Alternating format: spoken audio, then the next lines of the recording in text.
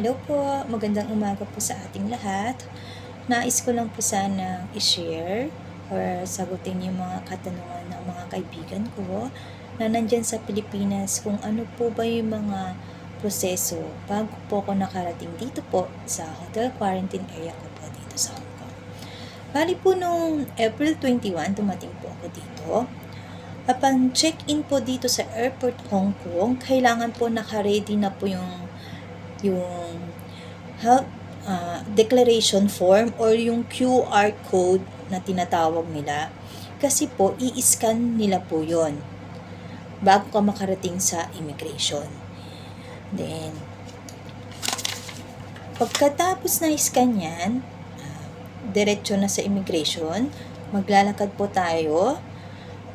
Maluwang kasi po yung airport napakaluwang. Gagamit din tayo ng train para mas convenient kung saan tayo pupunta para hindi tayo mahirapan po. Huwag po kayong mag-alala kasi po sa airport naman po maraming mga Chinese. Yung mga Chinese po mababait po sila, saka ituturo po nila kung saang way or kung ano yung next na process na gagawin mo, kaya hindi ka po mahihirapan po.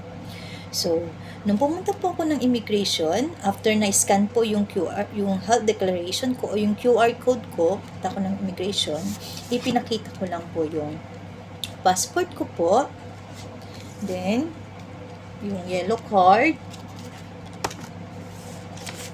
then, yung ito po yung certification yung sa result ng laboratory na nagpa-swab test tayo dyan sa Pilipinas. Yan po, hinanap din po nila yan. And aside this, yung OEC, yung Overseas Employment Certificate. Bali, dapat po kasi naka-ready po yung mga documents natin para hindi po tayo nahihirapan na ibigay po sa officer. So, nung naibigay ko po yung mga documents ko, nung ibinalik na yung mga documents ko sa akin, lalo na yung passport, may naka-attach po dito. Ayan. Sa passport ko po, may naka-attach na papel. So, dito, nakasaad lang po dito yung araw, kung kailan po ako nakarating dito, April 21, 2022. Then, sa taas, kung hanggang kailan ako dito sa Hong Kong, April 21, 2024, at kung sino yung magiging amo ko, o kung saan ako magtatrabaho. Yun lang po, saka yung pangalan ko po. So, ito po yung tinatawag na employment permitted remain. Ayan, yung binigay sa akin ng immigration officer. Next po, pagkatapos nito, kailangan po nating magpa swab test. Kasi po, bago po tayong pumunta ng hotel quarantine area po natin, kailangan po malaman kung negative or positive po tayo sa COVID-19. So, bago po tayo pumunta sa swab test area, kinuha ulit yung personal record mo. Ayan. Kailangan nila ulit ng passport. Then, your yellow card. Then, tapos yung declaration, certification. And, pagkatapos niyan, pag nakuha na nila po yung personal data nyo po, may ibibigay sa'yo yung officer ito na form. Ito po, yung compulsory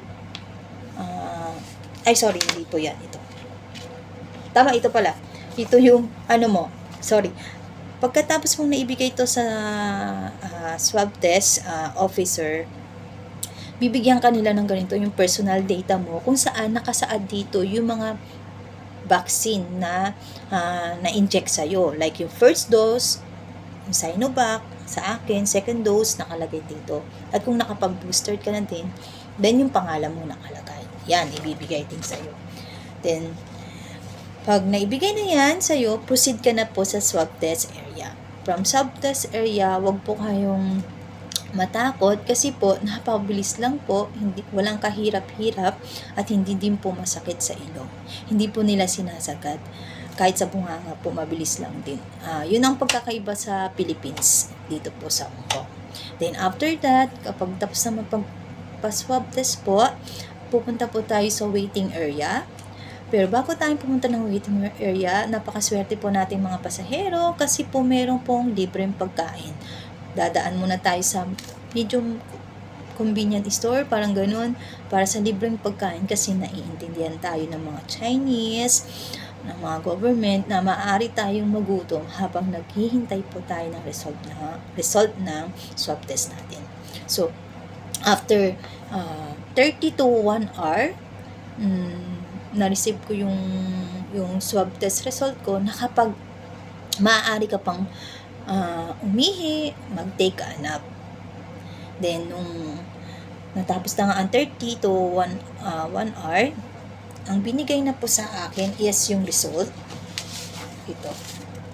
Yung form na compulsory quarantine order. Ayan. Dito, makikita mo kung negative or positive ka. So, dito kung mapapansin mo, may check na ang ibig sabihin is negative ka sa swab test mo. So, maaari ka nang pumunta sa hotel quarantine area mo po. So, bago tayo pumunta ng quarantine hotel area mo po, kailangan mo muna natin kunin ang luggage po natin. And pagkatapos natin makuha yung luggage, diretso na po tayo sa shuttle area, kung saan yung shuttle po, libre lang po yun, ang siyang maghahatid po sa hotel natin. Huwag po kayong mag-alala kasi po, yung mga Chinese po, masisipag po talaga. Sila din po yung nagbuhat ng luggage namin papunta sa shuttle. Walang kahirap-hirap po. And then, from shuttle area, hinatid po ako dito po sa hotel ko. Ayan. Dito po sa Dorset, Wan Chai, Hong Kong. Ayan, hinatid ako dito ng shuttle.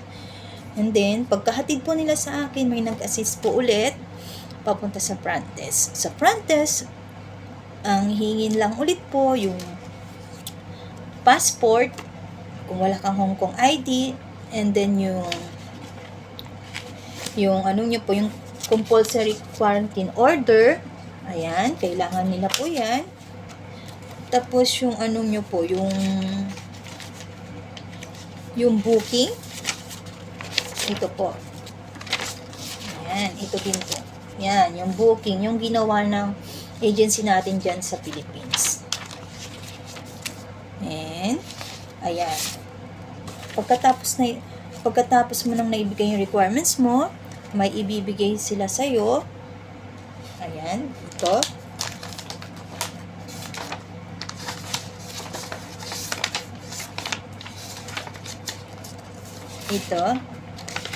Ito, yung form, kung saan ito po yung agreement ninyo. Yan, agreement ng Dorset, yung agreement ninyong dalawa. Kailangan nyo lang pong signan. Ganyan. And aside this, bibigyan din po kayo ng kit. Yan, ito. Kasi po, mag-swab test po tayo within 7 days. Araw-araw po mag-swab test po tayo. Sarili po nating gawa po ito. Then, yung result nito, isusulat lang din po sa ibibigay nilang form. Madali lang po ito. Lalagay lang po natin yung pangalan natin, tapos yung date, and then, kung anong araw po kayo unang nag-swab test, then yung result, negative or positive. Kapag nag-positive po tayo sa result, tawag agad po tayo sa blood test. Ayan. Kasi po, upon check out po, itong result na to, ibibigay po natin sa kanila. Yun lang naman po. Then, yan, ibibigay ulit sa iyo yung documents mo, tapos ibibigay sa iyo ito. Yan, yung kit, yung swab test, then yung form, yung para sa result, then yung agreement dito sa hotel. Then, ibibigay na din po yung pinaka susi ng room mo. Ayan, ito. Ayan. Ayan. And after that, may mag-guide ulit po sa'yo na Chinese papunta po dito sa room mo. Pero po hanggang sa elevator lang po. Bawal na po silang pumunta hanggang sa room natin. So, pag nakapasok ka na po dito sa room mo po, kailangan basahin mo po yung mga rules and regulation po nila dito. Kailangan, may mga rules and regulation po kasi sila na dapat po nating sundin. Saka, lagi nyo pong tatandaan din po kapag nakapag-check-in na po kayo dito sa hotel, dapat in 7 days po, wag na wag po kayong lalabas. Na walang pahintulot po ng mga officer or ng hotel staff dito po. Kasi po, pag lumabas po kayo na walang pahintulot, para sa kanila, isa na pong yung krimen. Mayroon pong may penalty. Babayad po kayo ng $25,000 and then may 6 na buwan na imprisonment. Ganun po yung mga rules and regulation po nila dito. Then dito naman po sa loob ng room, meron din po silang rules and regulation na about sa mga leftover food mo, saka yung mga used towels mo po. Yung leftover food mo po, kailangan mo pong ilagay sa white plastic bag. Bali ibibigyan kanila ng garbage bag para sa mga leftover food and the used towels. So, sa leftover food, kailangan po kapag nilagay nyo po sa white plastic bag, dapat po itali ng maayos, yung walang tutulo. Kasi po, kapag may tumulo po dyan or may naitapon po, may penalty naman din po. Ganon din po sa used towels. Then, dapat bago mag 2 p.m., 5 to 10 minutes bago mag 2 p.m., dapat na ilabas nyo na po dyan yung leftovers sa used towels mo dyan po sa door nyo po. Hanggang door lang, sa labas ng door lang ninyo. Dahil i-collect po yan ng garbage collector or yung mga staff po dito.